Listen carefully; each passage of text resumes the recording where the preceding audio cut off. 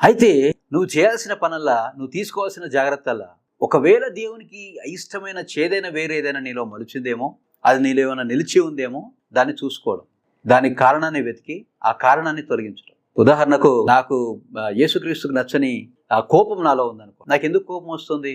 అవునా, ఒక 2 నిమిషాలు నేను ఆలోచించుకోవచ్చు, ఒక 2 నిమిషాలు నేను ధ్యానించుకోవచ్చు. అలాగే నువ్వు చేయవచ్చు. నాకు ఎగ్జాంపుల్ ప్రతిదీ పర్ఫెక్ట్గా ఉండాలనుకోండి, అది ఒక లోపం. అది ఆ లోపాన్ని నేను సవరించుకోవాలి. ఈ భూమి మీద ప్రతిదీ పర్ఫెక్ట్గా ఉండాలంటే ఉంటుందా? ఉండదు.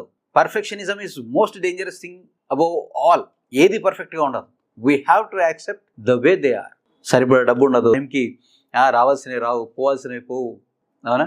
సో నా కోపం రావడానికి గల కారణం పర్ఫెక్షనిజం అనుకోండి. నేను ఆ పర్ఫెక్షనిజాన్ని నేను ఏం చేయాలి? వదిలిపెట్టాలి.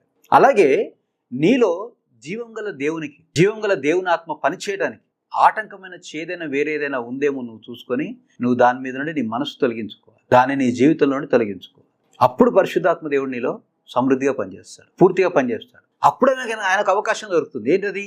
నీలో ఉన్న పాత వ్యక్తిని గతింపజేసి నూతనమైన సృష్టిని సృజించడానికి. ఈ నూతనంగా సృష్టించిన వ్యక్తి జయశాలి అయి ఉంటాడు. ఇతను లోకాన్ని జయిస్తాడు, ఇతడు సమస్తాన్ని జయిస్తాడు. డబ్బుకు బానిస అయి ఉంటాడు, డబ్బును తనకు బానిసగా చేసుకొని దాన్ని ఏలుతా ఉంటాడు.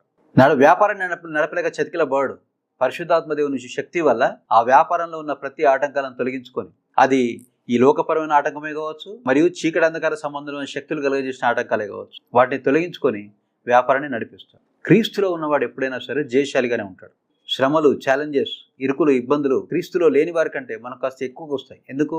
మనల్ని శక్తివంతులుగా చేయడానికి, ఆ తర్వాత మనల్ని క్రమం తప్పకుండా ఉన్నతమైన స్థితి నుండి మహోన్నతమైన స్థితికి నడిపించడానికి అవి మనకు వస్తాయి. కానీ వాటిలో కూడా మనకు సహాయం చేసేది పరిశుద్ధాత్మ దేవుడే. క్రీస్తులో ఉన్న నూతనమైన సృష్టిగా జీవించడంలో ఉన్న మహద్భాగ్యము ఇదే.